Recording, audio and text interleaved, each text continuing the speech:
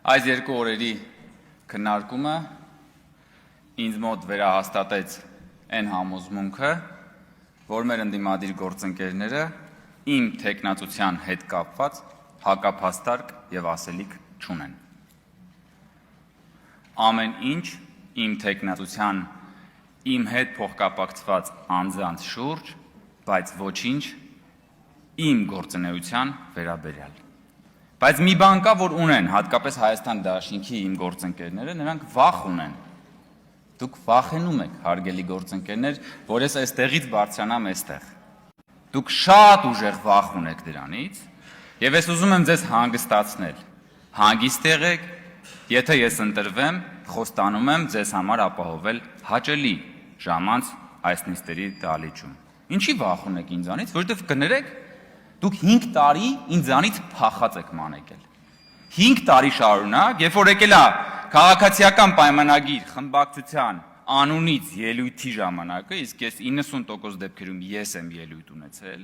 երբ որ ես այնտեղից սկսել եմ մոտենալ այստեղ, դուք դահլիճից փախել եք, ժողովուրդ։ Ձեր մի մասը ինձ ասել է, պարոն Կոջարյան, գնանք ծխենք էլի բան, այսպես երեխայական արդարացումներով։ Դուք փախել եք դահլիճից, վախեցել եք։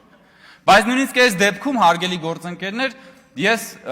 ուրախ եմ արձանագրել, որ կարևոր հետք եմ թողել ձեր քաղաքական ինքնության վրա։ Օրինակ, դժոխքի սաունդթրեքը ինքն իր մասին հիշեցրեց։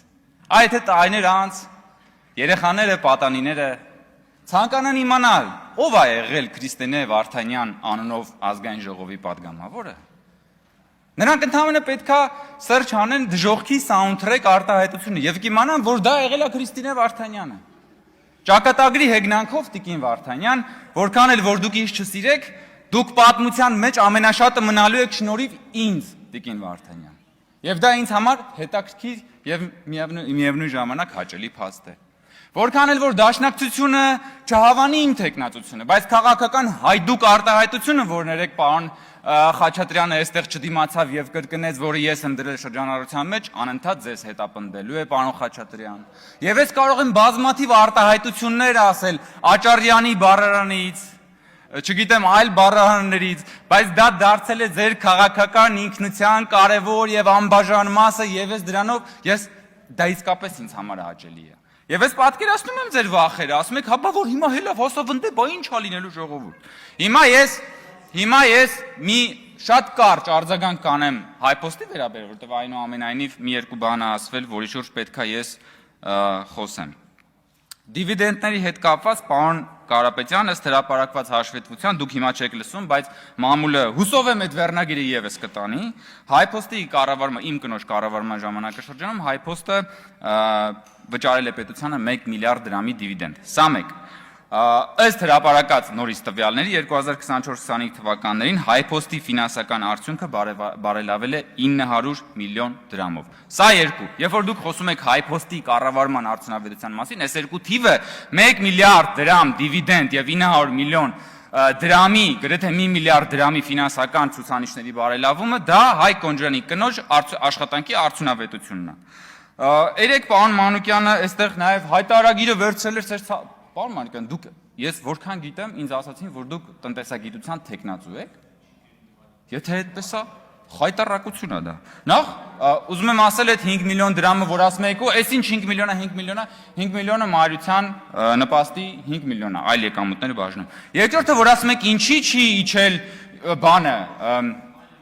մայր գումարը, հայտնի բան է, ժողովուրդ ջան, 4-րդ դասարանի երեխեն էլ գիտի, որ մարդիկ գնում են հիպոթեկով բնակարան ձեռք բերելու, վարկի մարման բանկա, անունիտետային, կարծեմ այդպես է կոչվում, մարման բանկա,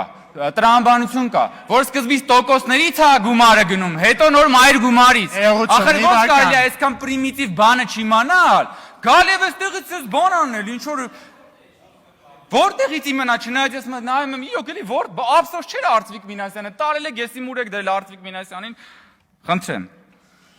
Հիմա տան մասին, ժամանակը քիչ է, տան մասին ես խոսել եմ, մանրամասն հրապարակել եմ Տիկին Գրիգորյան, այդտեղ համանման բնակարաններ իմ հետ, նաև ձեռք եմ բերել կարծեմ 9-10 հոգի, նույն քառակուսի մետրով, ես ձեռք եմ բերել 54 միլիոնով, 20 տարի ժամկետով,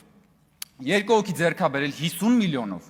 Մնացած մոտ 6 հոգին ձեռքաբերել 55 միլիոնով, սրանք բոլորը այդ բան եկամտահարկի բանում են։ Եվ ընդամենը 1 հոգի է պատմության ընթացքում այդ ժամանակաշրջանի, երբ որ ես հրապարակում էի այդ թվերը, որ ձեռք է բերել 60 միլիոնը։ Եթե 75 միլիոն է այդ տան արժեքը, ես ձեզ հենց հիմա հրապարակային օֆերտա եմ անում, Տիկին Գրիգորյան, վաճառեք այդ տունը 75 միլիոնով, այնը 20 միլիոնը տալիս եմ ձեզ տարեկան ինչ կեղծ ծնանկացման թեմա կար, գնացեք փակեք, ամոթել է այդ պատմությունները։ Եթե կարա, եթե որևէ մեկը կարա այդ տունը 75 միլիոնով վաճառի, հենց հիմա հրապարակային օֆերտա եմ անում։ Ձեր նման լրագրողներին, ովքեր որ կարան, խնդրեմ։ Բայց քանի որ տան մասին խոսք գնաց, ես ուզում եմ ուղղակի հիշեցնել, էլի դուք ոնց կարա գաք ստեղ խոսակ տների մասին։ Ես ձեզ հիշեցնում եմ, որ ձեր նախորդ խմբակցության ղեկավար Սերյան Օհանյանը այստեղ դատախազը այդ մասին հանդես է եկել ելույթով։ Ուրեմն կա հրապարակված բաներ, տեսաձայնագրությունը։ Ուրեմն Սևանի ափին, Արգելոցի մոտ, ձերք ապօրինի կերպով ձերքա բերել տարածք, ապօրինի տունա սարքել, դղյակա սարքել այդտեղ։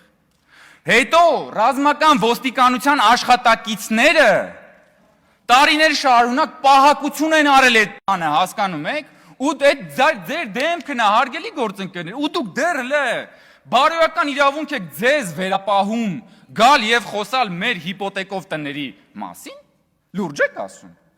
Դուք գնացեք խոսացեք Սերյան Օհանյանի այդ բաների արկածների մասին եւ որտեվ դա ձեր քաղաքական ինքնությունն է։ Դուք Սևանի ափին տարածք զավթող դղյակ սարքողներ եք։ Դուք դուք զինվորներին ձեր տներում պահակություն անողներ եք։ Ինչի մասին է խոսքը։ Պարոն Ղազինյանը որ ասեց Սամվել Կարապետյանի նկատմամբ հետապնդումները սկսվեցին եկեղեցու հետ կապված դեպքերից հետո, քանի որ դուք ձեր ինքնության եւ ընդհանրապես այս բարոյագիտական քննարկումների առանցքում միշտ դնում եք եկեղեցին, ես ուզում եմ այդ միջև գալը ձեր ասացին, ես ուզում եմ հերվից միասին գանք մի հատ պատմություն պատմելու։ Ուրեմն, եթե չեմ սխալվում, 2014 թվականն է, Տավուշի մարզի Կողբ գյուղում բացվում է եկեղեցի, օծվում է եկեղեցին, եկեղեցին անվանվում է Սուրբ Հովհաննես եկեղեցի։ Եկեղեցին, հարգելի գործընկերներ, կառուցում է Տավուշի նախկին մարզպետ այդ ժամանակաշրջանի Հովիկ Աբովյանը։ Սուրբ Հովհաննես եկեղեցին, որ կառուցել է Հովիկ Աբովյանը։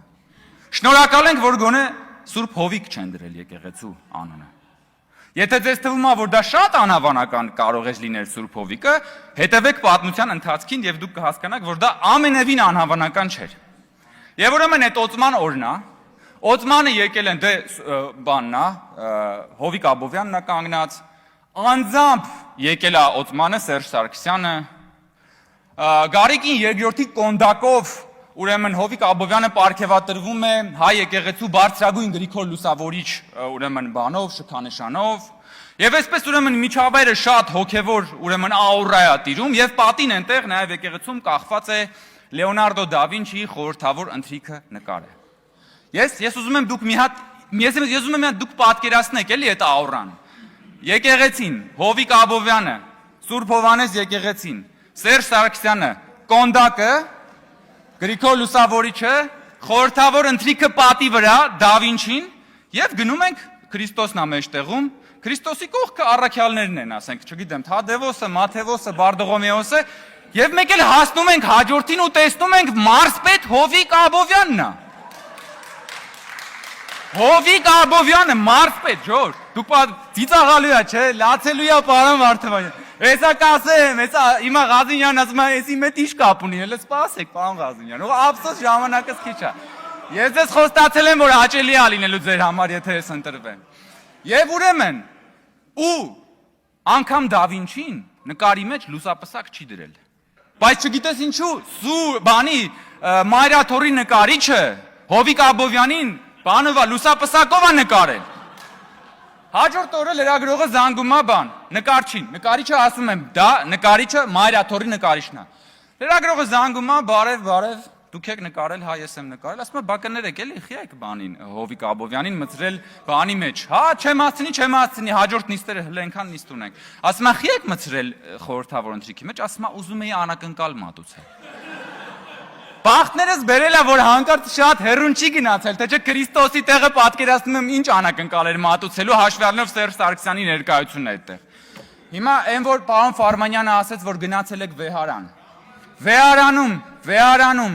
Սամվել Կարապետյանի նկարը հլը կար, լուսապսակով էր Սամվել Կարապետյանի նկարը։ Հասկացաք հարգելի գործընկերներ, թե ինչի մասին եմ խոսում։ Եվ երբ որ ասում հարգելի գործընկերներ, տունը, զինվորը, ռազմական ոստիկանության ծառայողները, սակրավորները, որոնց մահնա ցանկացել է Էդգար Ղազարյանը,